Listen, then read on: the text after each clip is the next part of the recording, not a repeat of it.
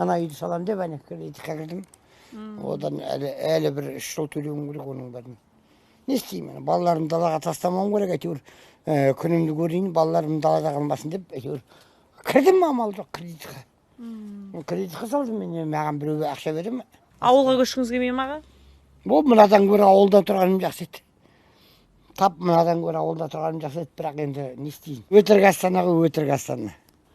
Ауылға барсам, жұрттың бәрі күледі, мен ауылда тұрып мынандай үйде тұрмаймын дейді. Масқара дейді, сенейін дейді.